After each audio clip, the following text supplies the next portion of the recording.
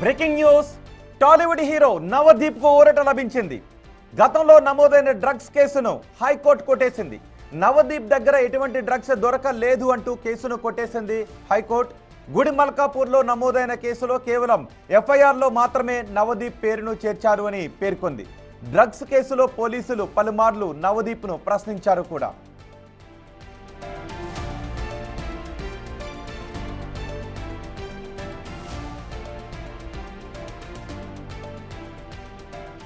మరింత సమాచారం మా ప్రతినిధి సురేష్ అందిస్తారు. సురేష్, ఈ కేసుకు సంబంధించి పూర్తి డీటెయిల్స్ ఏంటి?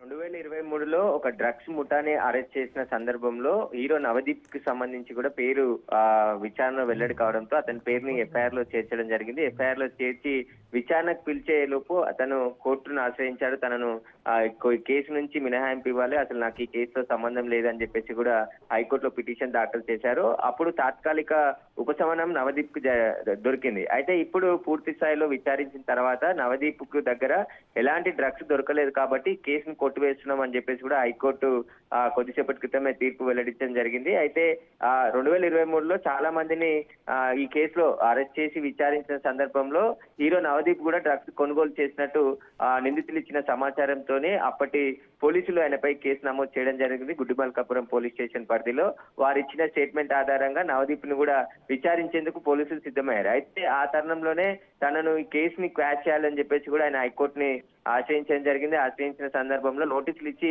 విచారణ మాత్రం చేయండి, అరెస్ట్ చేయొద్దు అని చెప్పేసి కూడా కోర్టు అప్పుడు తెలిపింది. అయితే ఈ రోజు మళ్ళీ పూర్తి స్థాయిలో విచారించిన తర్వాత 2023లో నమోదైనటువంటి గుడిమల్కాపూర్ పోలీస్ స్టేషన్ పరిధిలో ఉన్నటువంటి డ్రగ్స్ కేసులో నవదీప్ పేరును కొట్టివేస్తూ ఆయనపై నమోదైన కేసును కూడా కొట్టివేస్తూ హైకోర్టు క్లీన్ చిట్ ఇవ్వడం జరిగింది. అందులో భాగంగా ఎందుకంటే అతని దగ్గర అసలు అప్పట్లో ఆ కేసులో ఎటువంటి డ్రగ్స్ నవదీప్ దగ్గర దొరకకపోయినా మరి ఎందుకు అప్పుడు నవదీప్ను పోలీసులు ఎఫ్ఐఆర్ లో చేర్చారు? అంటే సప్లయర్స్ దొరికినప్పుడు కన్జ్యూమర్స్ కి సంబంధించిన లిస్ట్ అంతా కూడా ఉంటుంది. వారిని విచారించిన సందర్భంలో నవదీప్ పేరు, ఆయన ఫోన్ నెంబర్ కూడా ఉండడంతోనే అతని పైన కూడా కేసు నమోదు చేసి విచారణకు పిలిచే లోపే నవదీప్ కోర్టును ఆశ్రయించడం జరిగింది. మొదట తన పేరు హీరో నవదీప్ అని ఎక్కడ చెప్పలేదు, ఓన్లీ నవదీప్ అని మాత్రమే పోలీసులు చెప్పారు కాబట్టి నా పేరు కాకపోవచ్చు అని చెప్పేసి కూడా ఆయన మీడియాతో అప్పుడు స్పందించారు. కానీ ఆ తర్వాత ఆయన హైకోర్టును ఆశ్రయించడం జరిగింది. తనపై నమోదైన కేసుని కొట్టివేయాలి, దీనికి సంబంధించి పోలీసులకు నన్ను అరెస్ట్ చేయకుండా ఆదేశాలు ఇవ్వాలని చెప్పేసి కూడా ఆయన కోరడం జరిగింది. అప్పుడు తాత్కాలికంగా ఆయనకి ఉపశమనం దొరికింది. కానీ ఆ కేసు ఇప్పటి వరకు కూడా నడుస్తూ వచ్చింది.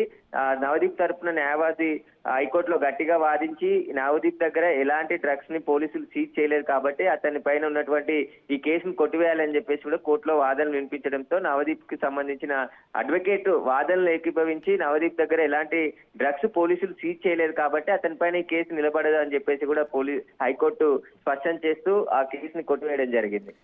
అంటే అప్పటి నుంచి పోలీసులు నవదీప్కి వ్యతిరేకంగా ఎటువంటి సాక్ష్యాలని కూడా సంపాదించలేకపోయారా?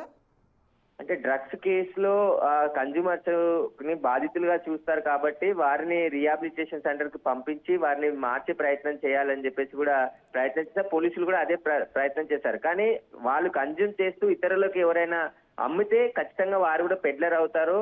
వాటికి సంబంధించిన ఇన్వెస్టిగేషన్ లో పోలీసులకు ఎలాంటి ఆధారాలు దొరకలేదు కాబట్టి కోర్టుకు సబ్మిట్ చేయలేదు. ఆయన దగ్గర కూడా డ్రగ్స్ మూలాలుగా అంటే డ్రగ్స్ సేవించుంటే డ్రగ్స్ సేవించిన గతంలో సేవించాను తప్ప నేను ఇప్పుడు డ్రగ్స్ వాడట్లేదు అని చెప్పేసి కూడా నవదీప్ స్వయంగా అప్పుడు చెప్పినట్టు తెలుస్తుంది. కానీ ఆ తర్వాత నవదీప్ దగ్గర ఎలాంటి డ్రగ్స్ కి సంబంధించిన మెటీరియల్ కానీ అతని సోదాలు చేసిన సందర్భంలో ఎక్కడ కూడా దొరకలేదు కాబట్టి ఈ కేసును కొట్టివేయాలని చెప్పేసి నవదీప్ కు సంబంధించిన న్యాయవాది కోర్టులో వాదనలు వినిపించడం జరిగింది. ఆ వాదనలు ఏకీభవిస్తూ హైకోర్టు కేసు కొట్టివేయడం జరిగింది. బిగ్ రిలీఫ్ అనే మనం చెప్పొచ్చు నవదీప్ ఈ కేసులో. రైట్ సురేష్.